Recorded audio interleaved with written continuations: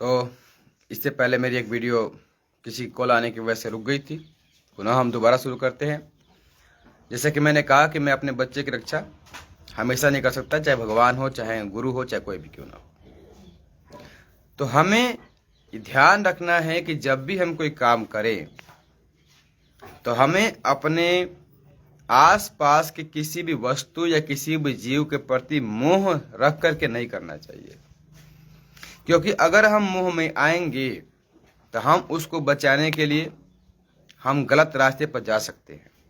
हम झूठ का मार्ग अपना सकते हैं, हम झूठ बोल सकते हैं, अधर्म काम कर सकते हैं, क्रोध कर सकते हैं, जबरदस्ती से किसी से अपनी बात मनवा सकते हैं, राज करने की हमारे अंदर नीतियां आ जाएंगी। ये सब हमारे शरीर के अंदर पैदा होने लग जाएगा, सब कुछ।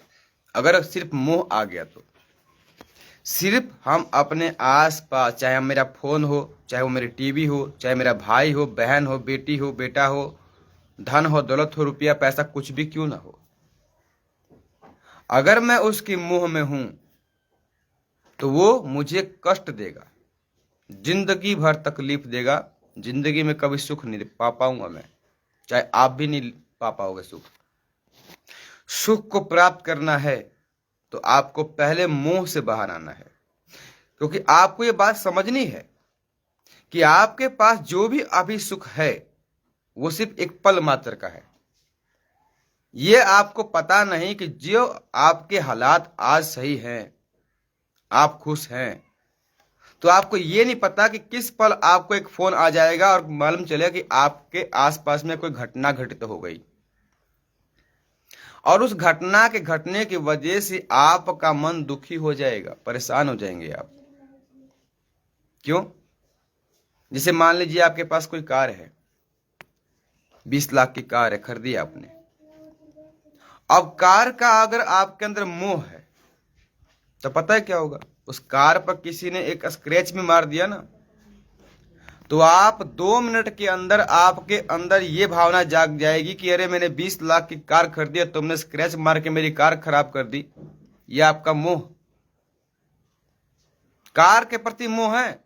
लेकिन सामने जो इंसान है जिसकी वजह से उसने स्क्रैच लगा, वो भी इस बात से दुखी है कि मेरी वजह से ये चीज खराब हो गई है।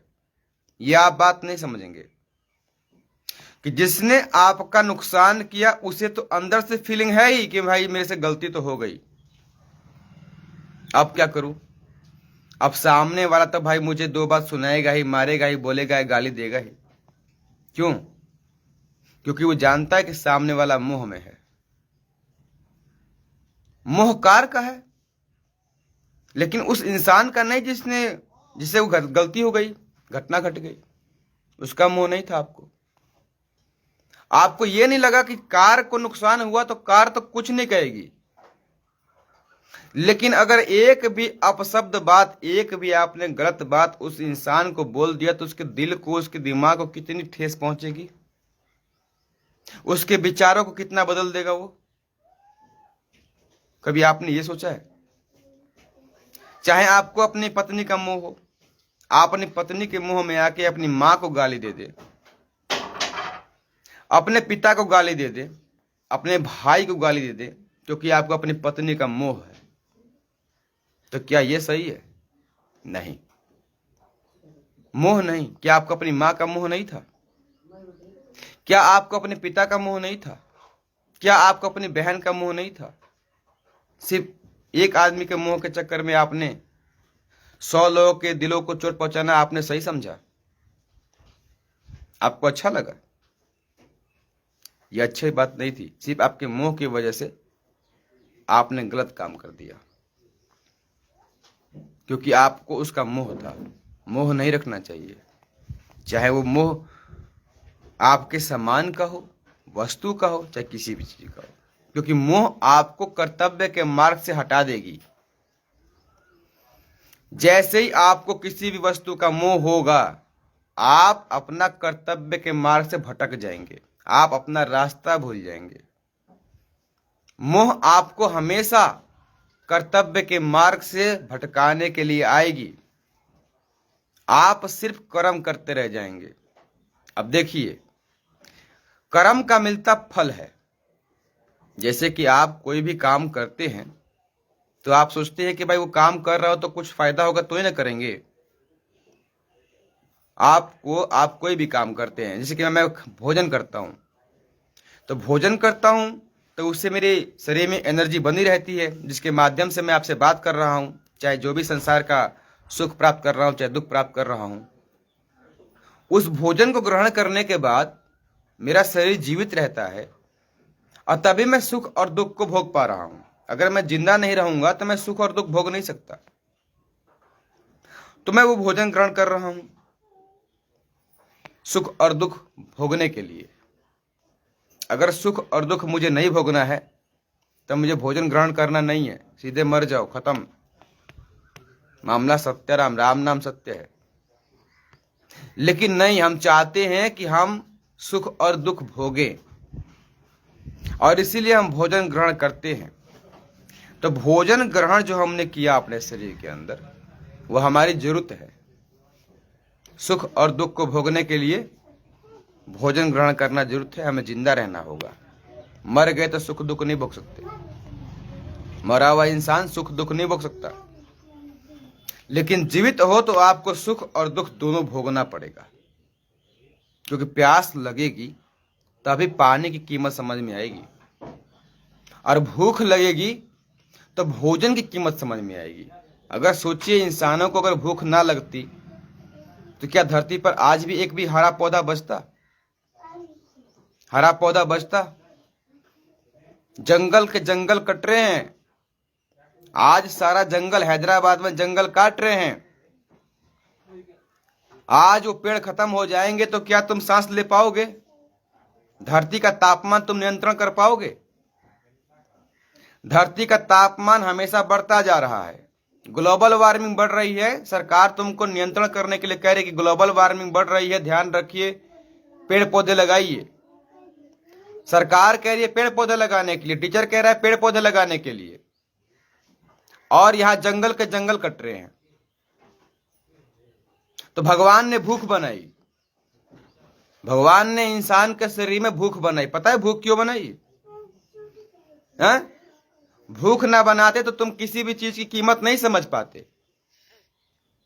तुम समझ नहीं पाते कि भोजन की कीमत कितनी है, एक रोटी की कीमत कितनी है, एक फूल की कीमत कितनी है, एक फल की कीमत कितनी है, पानी की कीमत कितनी है, हवा की कीमत कितनी है, जमीन की कीमत कितनी है। अगर तुम्हारे को भूख ना बनाई गई होती, सुख और दुख ना बनाया होता, तो क्या तुम समझ पाते कीमत? आज तुम्हारे पिताजी ने तुम्हारे को सुख दिया, दुख काट के तुमको सुख दिया। आज तुम्हारी माताजी दिन भर काम करके तुमको स्कूल भेजती हैं। पिताजी काम करके तुम्हारे सारे सुखों का ध्यान रखते हैं, तुम्हारे सुखों का ध्यान रखते हैं कि तुम्हारे को दुख ना हो जाए, तकलीफ ना हो जाए, परेशानी ना हो जाए। किसके लिए? शरीर के सुख के लिए ना। लेकिन एक बात ध्यान रखना है कि वो माता पिता सर्वदा ही जवान नहीं रहेंगे, वो बूढ़े होते हैं। वो एक समय आएगा जब वो काम करने के लायक नहीं रहेंगे, उनके अंदर शक्ति नहीं रहेगी और मृत्यु को प्राप्त हो जाएंगे। तब क्या होगा? तब सुख कहां से आएगा? तब तो जिंदगी में आपको काम करना पड़ गया। अब तो काम करना पड़ेगा, अब तो कमाना पड़ेगा। अब तो सुख को प्राप्त करने के लिए आपको कर्म करना पड़ेगा।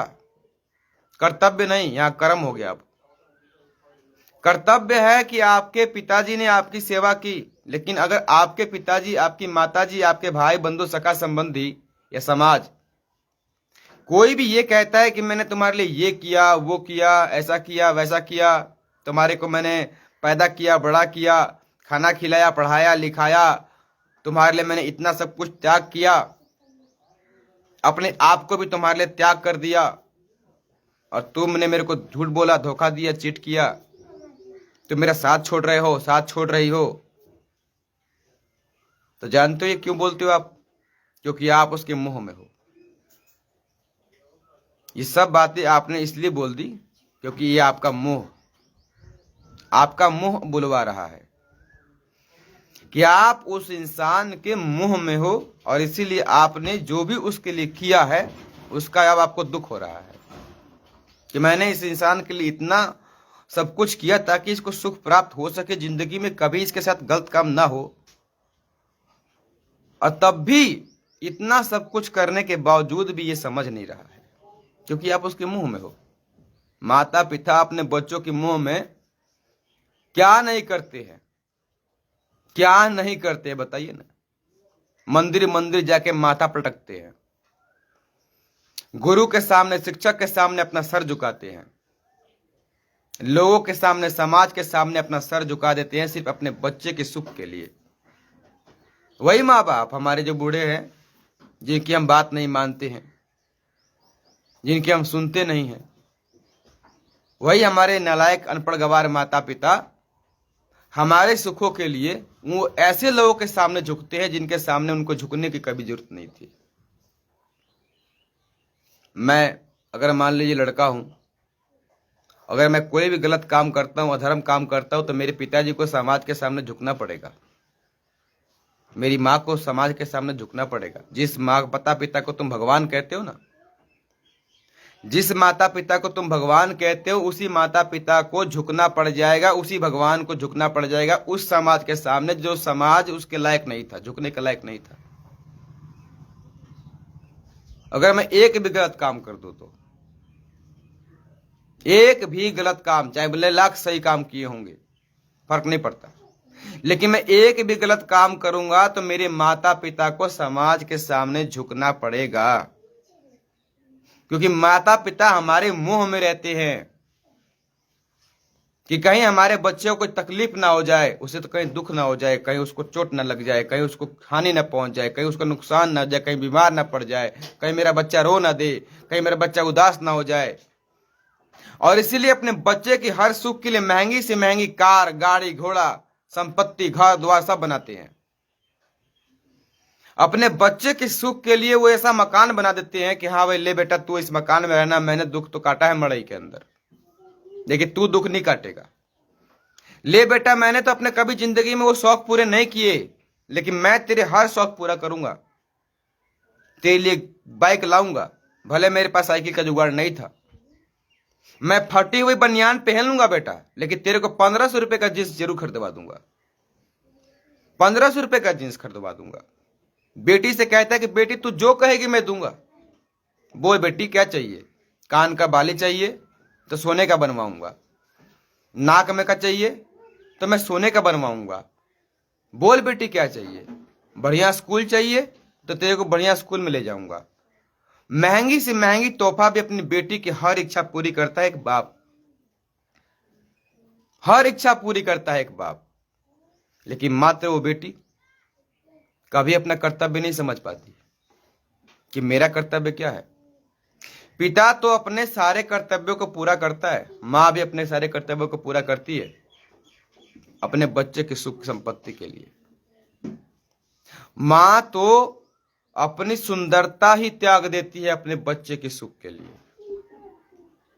कितनी पीड़ा सहती है तुम्हारी माँ, आपकी माँ हो चाहे मेरी माँ हो, कितनी पीड़ा सह के 9 महीने पेट में रख करके, दर्द को झेल करके, कितनी तकलीफ को झेल करके, कितना पीड़ा होता है, कितना ब्लड गिरता है, और अपनी सारी सुंदरता का त्याग करने वाली वो नारी, वो औरत अपने बच्चे को जन्म देती है।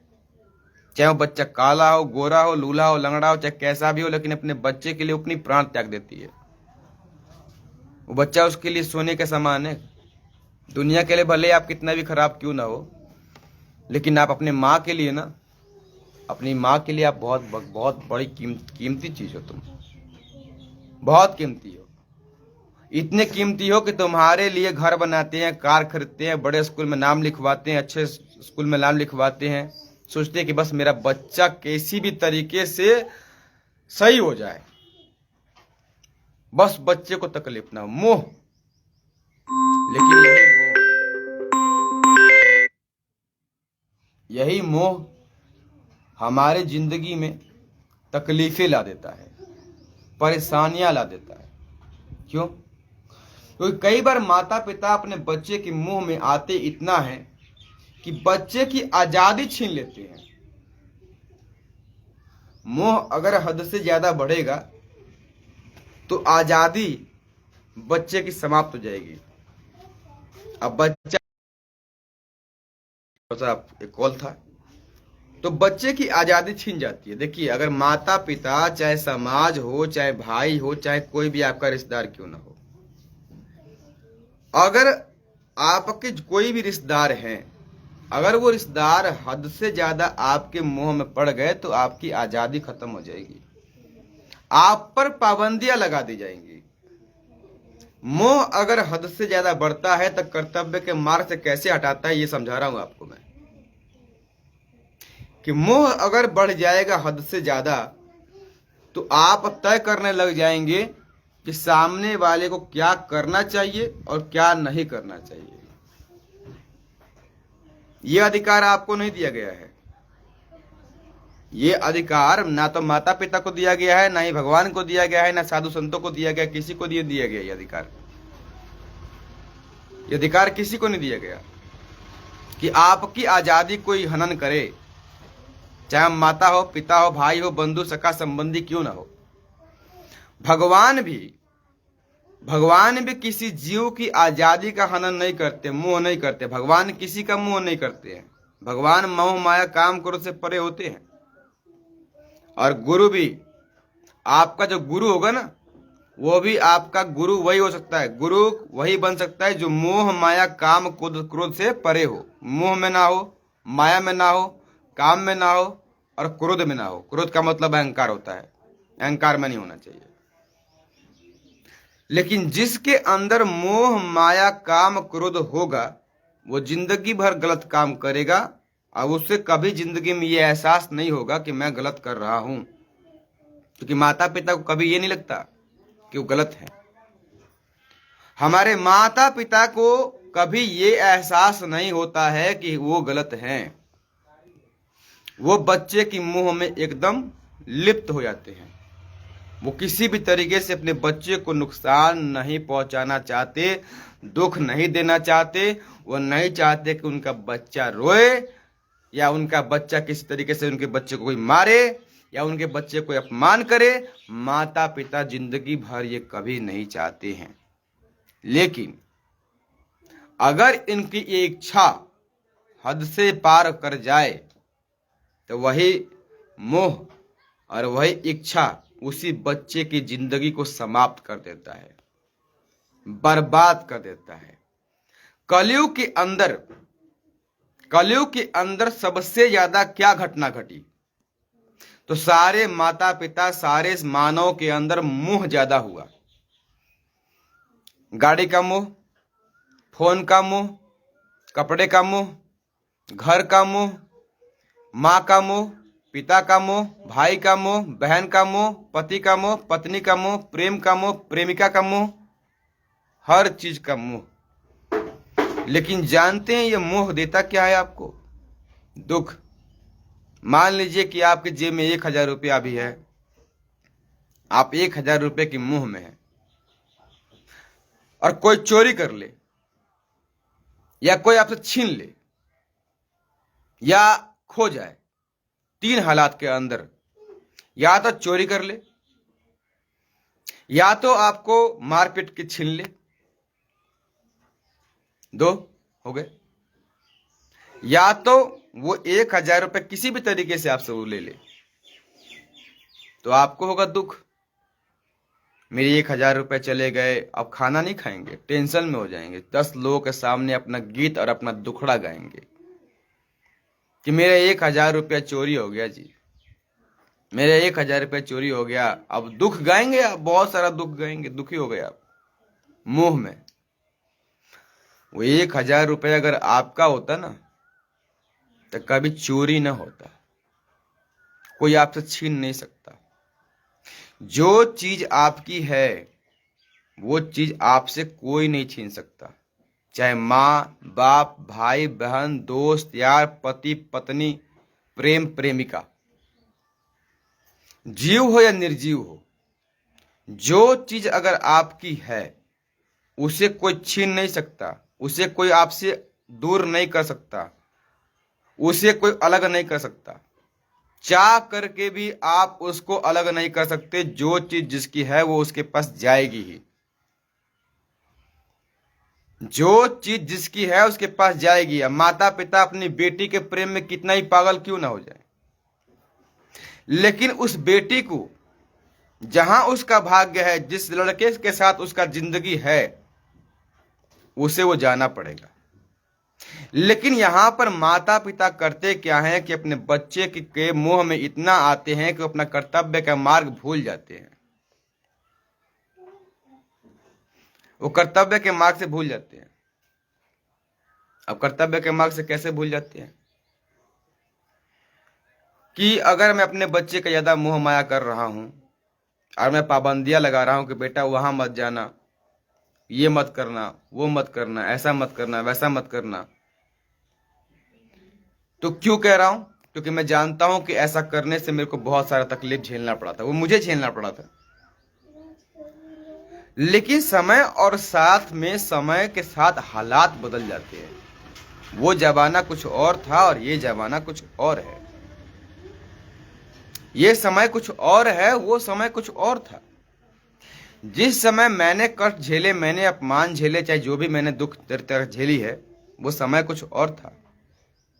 मुझे अपने बच्चे को उस समाज के सामने सामर्थ्य के लायक बनाना है, ना कि उसे भयभीत करना है। मैं अपने बच्चे पे पाबंदियां लगा के उसके अंदर भय पैदा नहीं करना चाहता। पाबंदियां भय को पैदा कर देती है, डर। और डर और भय आपको असत्य बोलने पर मजबूर करेगा। आप डरते हैं इसीलिए झूठ बोलते हैं। आप किसी से भी कोई बात छुपाते हैं, आप किसी से भी कोई बात छुपाते हैं, या आप किसी से भी अगर झूठ बोलते हैं तो उसकी वजह है कि आप डरते हैं।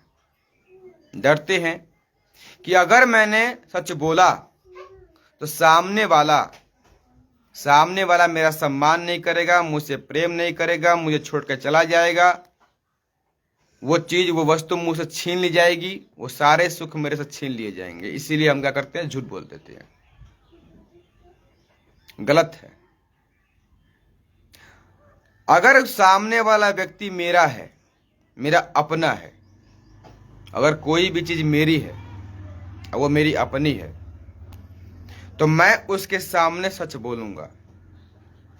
चाहे उससे अच्छा लगे, चाहे बुरा लगे, चाहे वो छोड़ के चला जाए, चाहे कुछ भी करे, मैं सच्ची बोलूंगा। और अगर वो मेरा है, मेरा अपना है, तो वो मुझे समझेगा। वो मेरे बुरे हालातों को समझेगा, मेरे दुखों को समझेगा, मेरे परेशानियों को समझेगा, और मेरे दुखों में मेरा साथ देगा। सुख का साथी सब कोई होता है, दुख का साथी बने जो अपना। सुख में तो हर कोई साथ देता है ना। धन रहेगा, सुंदरता रहेगी, तो हर कोई आपका साथ देगा। लेकिन जिस दिन आपकी सुंदरता खत्म हो जाएगी, जिस दिन आपका धन खत्म हो जाएगा, ज्ञान खत्म हो जाएगा, बल खत्म हो जाएगा, उस दिन कोई आपका सम्मान नहीं करेगा।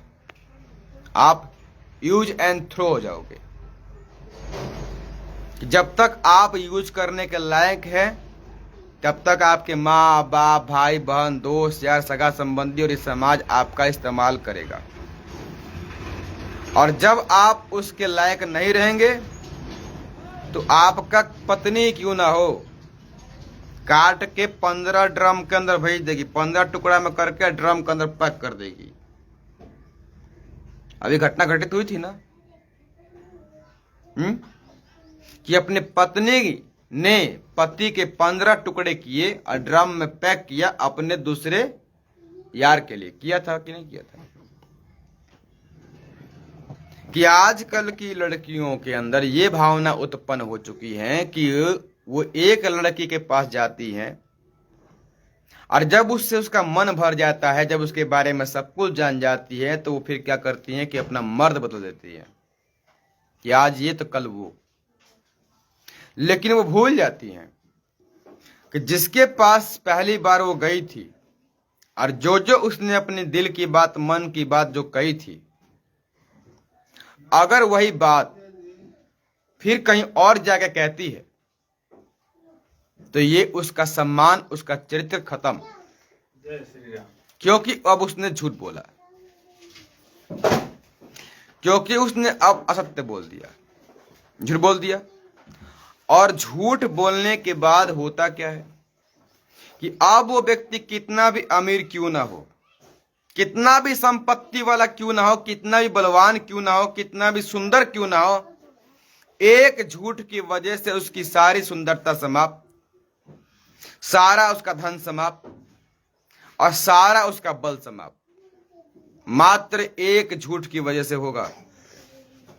मात्र आपने एक झूठ बोल दिया ना अपनी जिंदगी में, तो आप कितने भी अमीर क्यों ना हो और कितने भी पढ़े लिखे क्यों ना हो, कितने भी आप सुंदर क्यों ना हो, कितने भी बलशाली क्यों ना हो, मात्र आपका एक झूठ आपको बर्बाद कर देगा, समाप्त कर देगा आपका धन, ज्ञान, बल, बुद्धि, विद्या।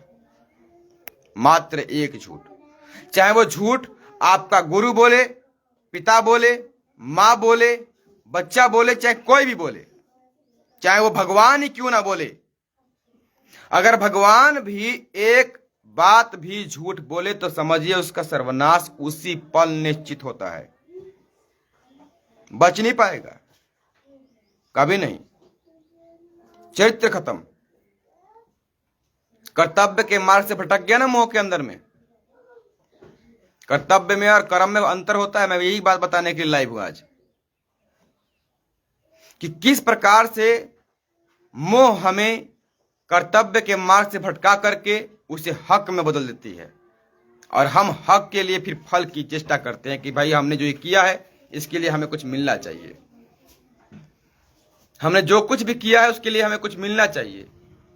मैंने अपने बच्चों को पाला है, पोसा है, बड़ा किया है, तो मेरा बच्चा बुढ़ापे में मेरा साथ दे, ये मेरा मोह है कि मैं अपने कर्तव्य के जगह मैं उसे अपना कर्म समझ करके अपने बच्चे से उम्मीद करता हूं कि मेरे बुढ़ापे में मेरा साथ देगा। नहीं, ये अधर्म है, ये जबरदस्ती का रिश्ता है। मेरा बच्चा मेरा गुलाम नहीं है, मैंने जो भी उसके लिए किया है वो मेरा कर्तव्य है, मैंने अपना कर्तव्य निभाया है। लेकिन मैं अपने बच्चे से ये उम्मीद नहीं करता हूं कि वो कल मेरा बुढ़ापे में मेरा साथ दे या मेरी हर बात में मेरा समर्थन करे, मेरी हर इच्छा पूरी करे। नहीं, क्योंकि अगर ये मैंने उम्मीद की तो इससे क्या होगा कि मेरा बच्चा मेरा गुलाम बन जाएगा और मैं उसका मालिक बन जाऊंगा। तो मुझे मालिक नहीं बनना है, मैं अपने बच्चे का मालिक नहीं बन सकता। नहीं, मेरा बच्चा मेरा नौकर नहीं, मेरा भगवान है। मेरा बच्चा मेरा भगवान है और मैं अपने बच्चे की सेवा करना चाहता हूं, कर्तव्य के मार्ग पर चलना चाहता हूं, लेकिन मैं अपने बच्चे का भगवान नहीं बनना चाहता।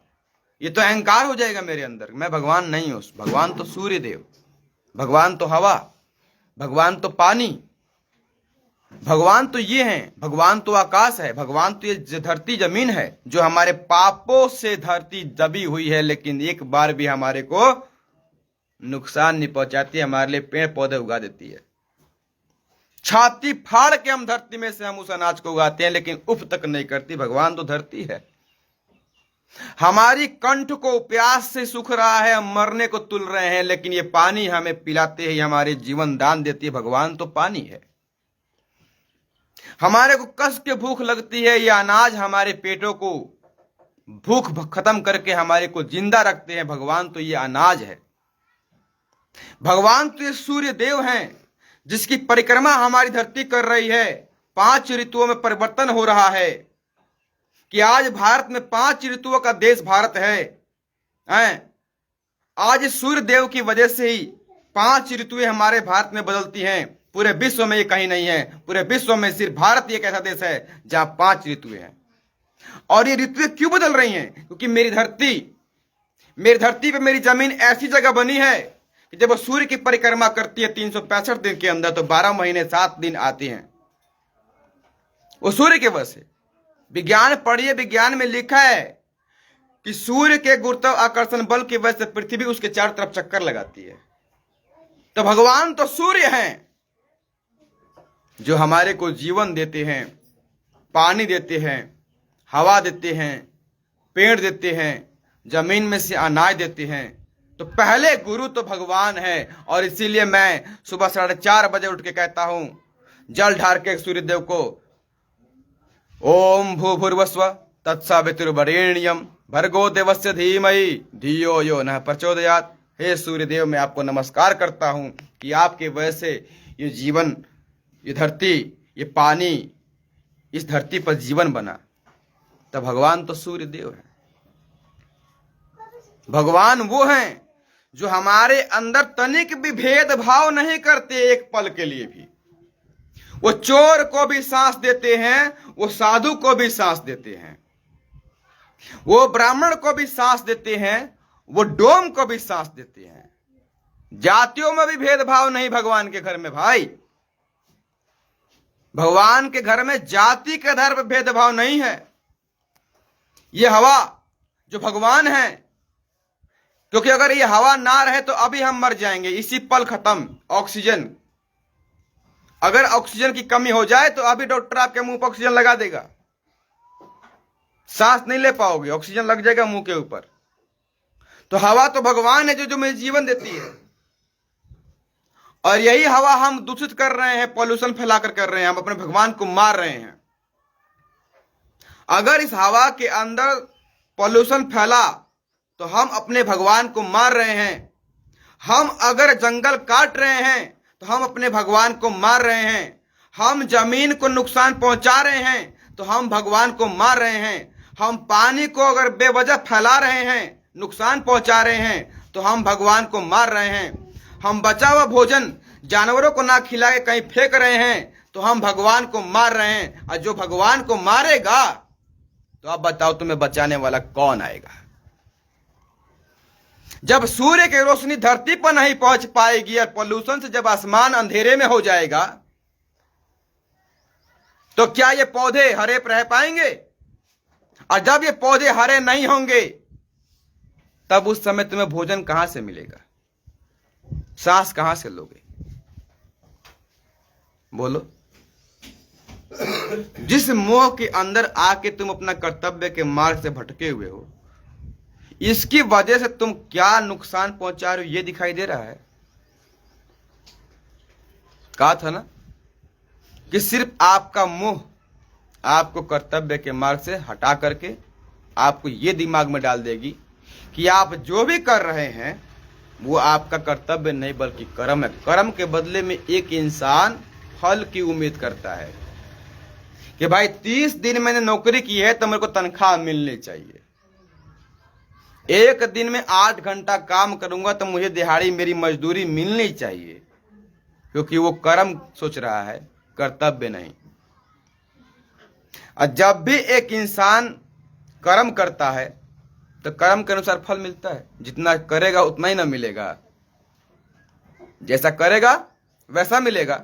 अच्छा करेगा अच्छा मिलेगा, बुरा करेगा बुरा मिलेगा, ज्यादा करेगा ज्यादा मिलेगा, कम करेगा कम मिलेगा। कर्म के अनुसार फल मिलेगा, लेकिन कर्तव्य के अनुसार तुझे कुछ और मिलेगा। जानते हो कर्तव्य के रास्ते पर चलने से क्या मिलता है? बिन मांगे भोजन मिलता है। बिना मांगे भोजन मिलेगा, बिना मांगे धन मिलेगा, बिना मांगे ज्ञान मिलेगा, बिना मांगे साथ मिलेगा। तुम मांगोगे नहीं, यकीन नहीं मानोगे।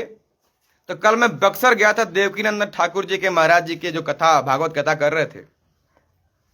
पता कर लीजिए बक्सर में ये घटना घटित हुई कि नहीं हुई। कि जब मैं कल बक्सर गया था, महादेव जी का गेटअप तो जानते हो कि मैं महादेव का आई, तो मैं उस अवतार में जब गया तो कई लोगों ने मेरे चप्पल पर आवाज उठा दी कि आप महादेव हो तो चप्पल मत पहनो।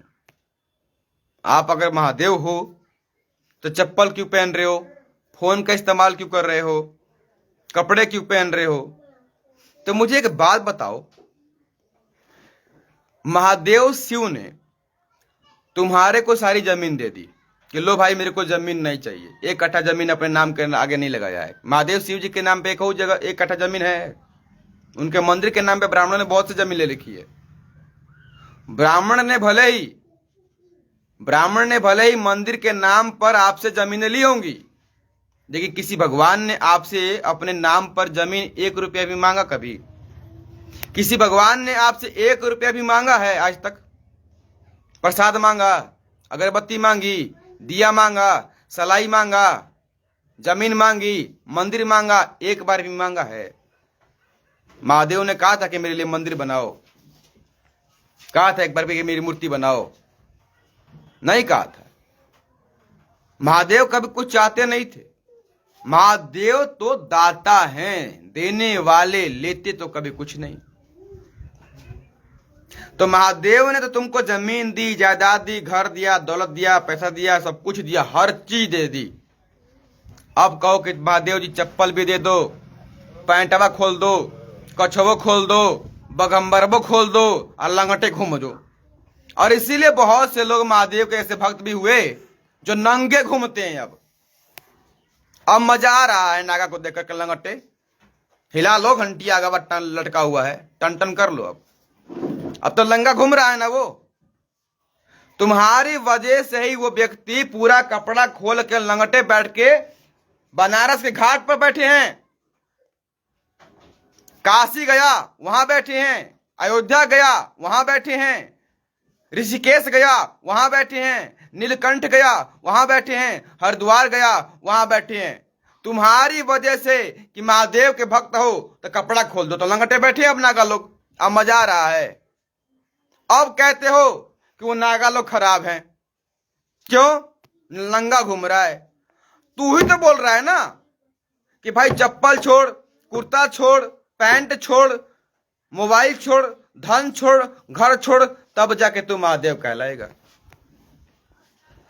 आपके हिसाब से तो महादेव वही कहलाएगा जो सारा सुख छोड़ दे, लंगटे घूमे। तो कल से नंगा घूमू, बर्दाश्त कर पाओगे?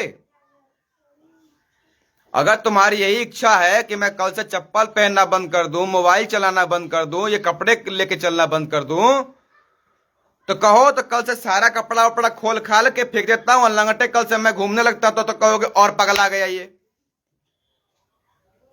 और खत्म हो गया ये। तब भी मुझे पागल ही कहोगे, तब भी तुम मुझे अच्छा नहीं कहोगे। चप्पल खोल दूंगा तब भी तुम मुझे पागल कहोगे, शर्ट खोलूंगा तो पागल कहोगे। बाघंबर पहन लिया, शिव के संपूर्ण वस्त्र को धारण कर लिया तब भी मैं गलत हो गया। कपड़े सारे खोल दूं तब भी गलत, पहन लूं तब भी गलत। करूं क्या? करूं क्या? चप्पल पहनता हूं तो भी गलत हूं, चप्पल नहीं पहनता तो भी गलत हूं, कपड़े पहनता हूं तो भी गलत हूं, कपड़े नहीं पहनता तब भी गलत हूं। तो क्या करूं? ये कौन सी मुंह में पड़े हो भाई? कौन से कर्तव्य के मार्ग चल रहे हो? तो एक बात आप लोग इस बात को समझ लीजिए कि जब भी आप कर्म करते हैं तो कर्म के बदले में आपको फल की चिंता होगी, और फल की चिंता ही आपकी चिता की जननी बनेगी। क्योंकि आपका उम्मीद ही किसी से, आप किसी से भी सुख की उम्मीद करते हैं तो ये आपका दुख का कारण है, क्योंकि आप कर्तव्य के मार्ग से भटक करके कर्म के मार्ग पर चल चुके हैं।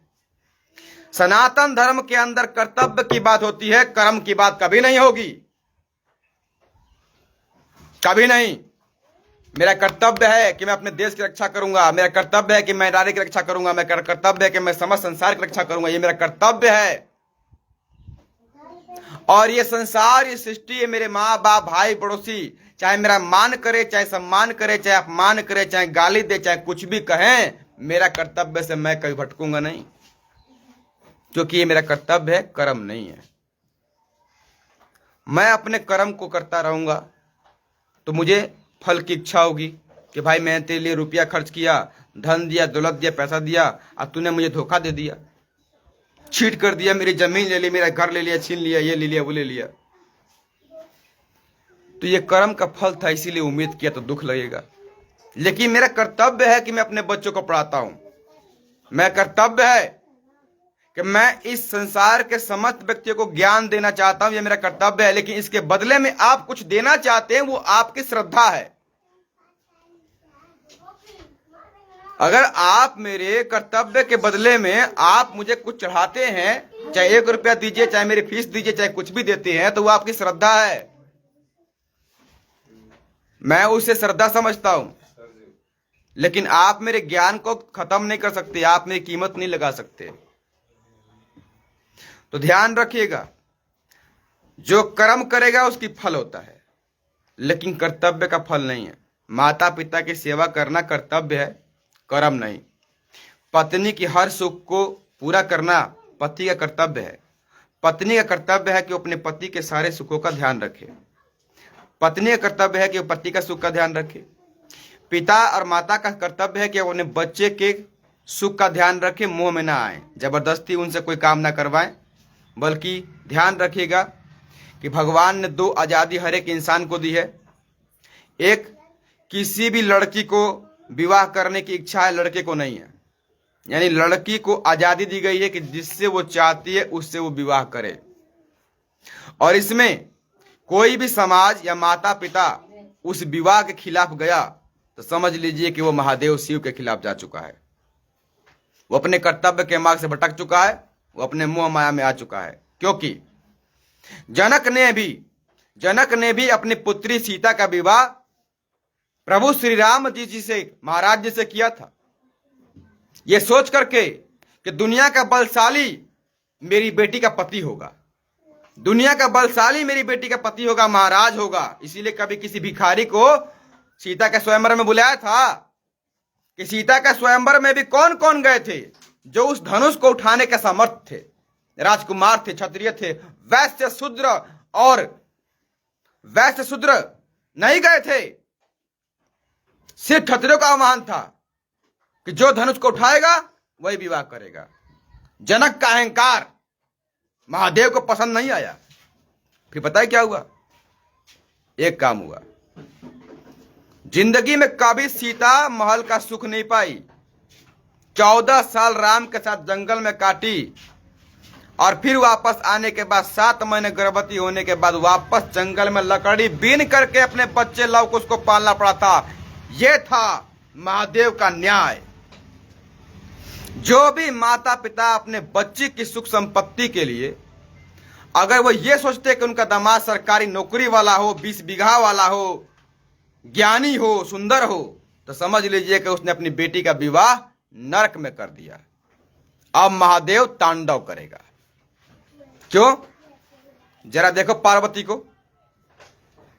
अरे मूर्ख, पार्वती को देख कि सीता का विवाह हुआ तो नरक भोगी और पार्वती का विवाह हुआ तो महादेव की पत्नी बन गई। देख, मैं अहंकार, सॉरी इसके लिए भी, कि पार्वती जी ने संसार का सारा सुख त्याग दिया, सम्मान त्याग दिया, सब कुछ त्याग करने के बाद महादेव को अपना पति बनाया, जो उनसे 20 साल बड़ा था, बूढ़ा था, 4-5 बच्चों का बाप था और 107 विवाह पहले से वो कर चुके थे। दुनिया का सबसे खराब आदमी के साथ माता पार्वती ने विवाह किया और इसीलिए आज माता पार्वती की पूजा होती है, महादेव जी के साथ बैठा करके। आदि शक्ति दुर्गा जी की पूजा होती है। ऐसी लड़की थी जो महादेव की पत्नी बनी। आज के जमाने में कोई भी अपनी बेटी का विवाह करेगा ऐसे? और बोलते हो कि तुम महादेव के भक्त हो। तुम महादेव के भक्त नहीं हो, तुम एक ढोंगी और पाखंडी हो। तो आज का वीडियो के लिए इतना ही। अगर मेरी बातों से अगर मेरी कोई भी आपके दिल को ठेस पहुंची हो तो इसके लिए हम क्षमा चाहते हैं और चाहते हैं कि आज आप 1 किलो फल खा लीजिए ताकि आपके अंदर जो ठेस पहुंची, आपका रक्त प्रवाह ठीक हो जाए और आपके शरीर में कोई रोग ना हो हमारी वजह से। जय श्री राम।